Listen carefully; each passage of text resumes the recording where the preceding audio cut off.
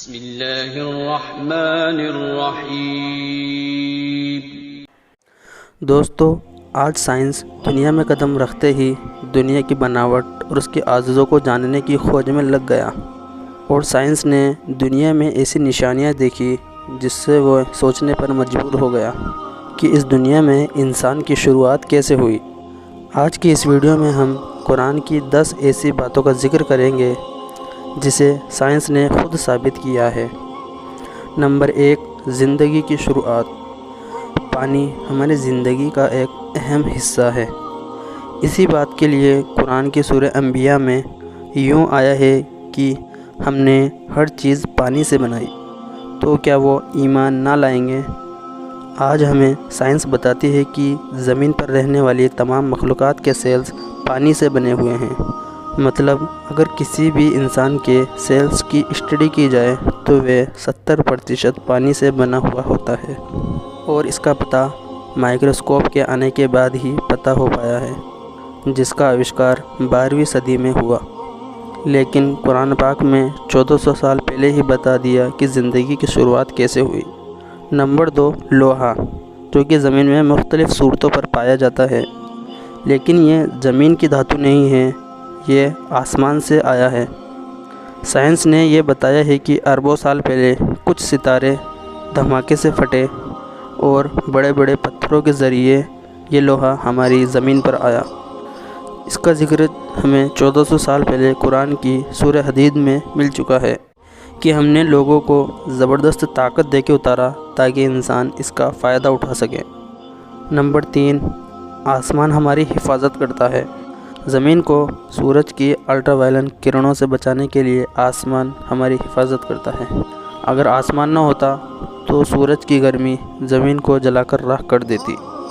قرآن پاک میں اللہ تعالیٰ فرماتے ہیں کہ ہم نے آسمان کو ایک محفوظ چھت بنایا، اور وہ لوگ اس کی نشانیوں سے منہ پھیر لیتے ہیں۔ نمبر 4، پہاڑ۔ اللہ تعالیٰ نے ہمیں قرآن پاک میں بتایا ہے کہ پہاڑ جتنے اوپر دکھتے ہیں اس سے زیادہ زمین کے اندر ہوتے ہیں، اور اس کی کھوج فرینک پریس ریمنڈ سیون نے کی ہے۔ لیکن اللہ تعالیٰ نے ہمیں یہ بات 1400 سال پہلے قرآن پاک میں بتا دی، جس کی ایک مثال ماؤنٹ ایوریسٹ ہے۔ ماؤنٹ ایوریسٹ کی اوپر کی اونچائی 9 کلومیٹر ہے، جبکہ ماؤنٹ ایوریسٹ کی نیچے کی گہرائی 125 کلومیٹر ہے، اور اس کا پتہ 20ویں صدی کے پاس میں ہوا۔ نمبر 5، کائنات کا پھیلنا۔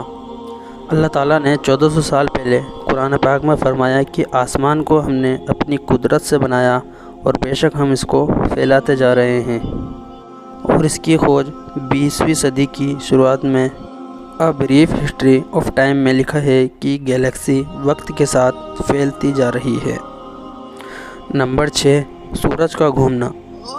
دوستو، سائنس پہلے یہ مانتا تھا کہ سورج اپنی جگہ پر ٹھہرا ہوا ہے۔ پھر 1609 میں ایک سائنسدان جوہنس کیپلر، انہوں نے اپنی کتاب میں لکھا کہ صرف سیارے سورج کے گول گھوم نہیں رہے، بلکہ زمین، سورج، چاند، سیارے اپنے اکش پر بھی گھوم رہے ہیں، اور سورج کو اپنے اکش پر ایک چکر لگانے میں 25 دن لگتے ہیں۔ اور اس کا ذکر ہمیں قرآن میں 1400 سال پہلے مل چکا ہے کہ ہم نے دنیا اور چاند اور سورج، سیاروں کو پیدا کیا، اور سب ایک گھیرے میں تیر رہے ہیں۔ ایک زمانے میں قرآن کے اس بات کو غلط سمجھا جا رہا ہوتا، لیکن آج ہم جانتے ہیں کہ قرآن کا یہ دعویٰ سچ ہے۔ نمبر 7، سمندر۔ قرآن کی سورہ نور میں اللہ تعالیٰ ارشاد فرماتے ہیں کہ سمندر کی گہرائی میں اندھیرے ہیں، اور سمندر کی لہروں نے اسے ڈھانک لیا ہے۔ اس لہر پر پھر ایک اور لہر ہو، پھر اس دوسری لہر پر بادل ہو، اندھیرے ہی اندھیرے ہیں، ایک کے اوپر دوسرا اندھیرا ہے۔ مطلب دوستو، عام طور پر یہ سمجھا جاتا ہے کہ لہریں سمندر کی اوپری سطح پر ہی چلتی ہے، لیکن سائنس یہ کھوج کر چکی ہے کہ سمندر میں لہریں اندر بھی چلتی ہیں، اور یہ لہریں انسان کو عام آنکھ سے دکھائی نہ دے گی، بلکہ یہ کسی خاص ٹیکنالوجی سے دکھائی دے گی۔ قرآن پاک سمندر کی لہروں کے ساتھ ساتھ سمندر کی گہرائیوں کے اندھیرے کے بارے میں بھی بتاتا ہے۔ سمندر کی گہرائی میں کچھ میٹر ہی روشنی ہوتی ہے، پھر زیادہ گہرائی میں جانے پر اندھیرا ہی اندھیرا ہوتا ہے، اور اس بات کا ذکر اللہ تعالیٰ نے 1400 سال پہلے قرآن پاک میں کر دیا، جس کا پتہ سائنس کو آج چلا ہے۔ نمبر 8، جھوٹ بولنا اور ہماری دماغ کی حرکت۔ دوستو، آپ صلی اللہ علیہ وسلم کے دور میں ایک آیت کو ابو جہل پر اتارا گیا، کیونکہ ابو جہل بار بار جھوٹ بولا کرتا تھا۔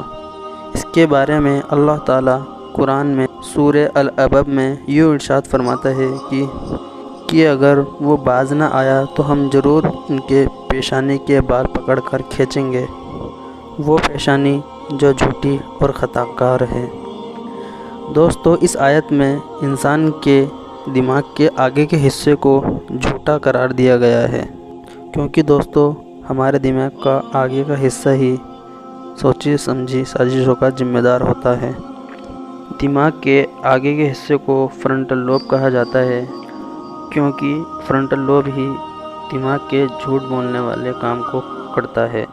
آج کی سائنس یہ پتہ کر چکی ہے کہ ہمارے دماغ کا آگے کا حصہ ہی جھوٹ اور حرکتوں کا ذمہ دار ہوتا ہے، اور اس چیز کا پتہ بھی سائنس نے 20ویں صدی میں کیا ہے، جبکہ اس کا ذکر 1400 سال پہلے قرآن پاک میں اللہ تعالی نے بتایا۔ نمبر 9، انسان کو درد کا محسوس ہونا۔ دوستو، لوگ کافی لمبے عرصے تک یہی سمجھتے رہے ہیں کہ درد کو محسوس کرنے والے سیلز ہمارے دماغ میں ہوتے ہیں، حالانکہ بعد میں سائنس نے یہ کھوج کی ہے کہ درد کو محسوس کرنے والے سیلز خال میں ہی ہوتے ہیں۔ اس کا ذکر اللہ تعالیٰ نے قرآن کی سورہ نساء میں یوں ارشاد فرمایا کہ بے شک وہ لوگ جنہوں نے ہماری آیتوں سے انکار کیا، ہم انہیں آگ کا عذاب دیں گے، اور جب ان کی خال جل جائے گی تو ہم ان کو نئی خال دیں گے تاکہ وہ درد کو لگاتار محسوس کر سکیں۔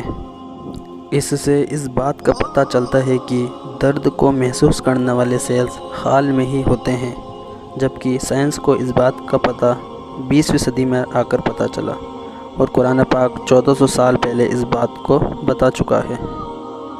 نمبر 10، دا بگ بینگ، ہماری دنیا کیسے وجود میں آئی۔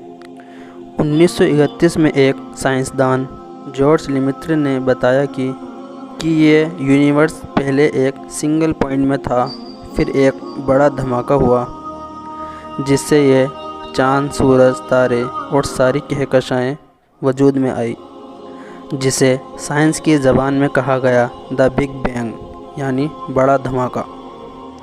سائنس نے یہ تصدیق لگ بھگ 60 یا 70 سال پہلے کی، جبکہ ہمیں قرآن میں اس کا ذکر 1400 سال پہلے مل چکا ہے کہ یہ انکار کرنے والے یہ نہیں جانتے کہ پہلے یہ زمین اور آسمان سب ملے ہوئے تھے اور ہم نے پھر ان کو جدا کیا۔ دوستو، یاد رہے کہ یہ قرآن شریف کوئی سائنس کی کتاب نہیں، بلکہ ایک نشانیوں کی کتاب ہے جو ہمیں اس کائنات میں غور و فکر کرنے کی سمجھ دیتی ہے۔ اور تم اپنے رب کی کون کون سی نشانیوں کو جھٹلاؤ گے؟ وہی تو اللہ ہے جس نے آسمان کو بنایا، زمین کو بچھایا، پہاڑوں کو اگایا، درختوں کو لگایا، انسانوں کو بنایا۔ اللہ بڑی طاقت اور قدرت والا ہے، پھر ہم اللہ تعالیٰ کو چھوڑ کر کہاں چلے جا رہے ہیں۔ اللہ حافظ۔ دوستو، اس ویڈیو کو اپنے لوگوں کے ساتھ زیادہ سے زیادہ شیئر کریں، اور ویڈیو تھوڑی سی بھی پسند آئی تو ایک لائک ضرور دیں، اور آپ ہمارے چینل پر نئے ہیں تو چینل کو سبسکرائب ضرور کریں تاکہ آپ کو اسلام کی نالج زیادہ سے زیادہ مل سکے۔ اللہ حافظ۔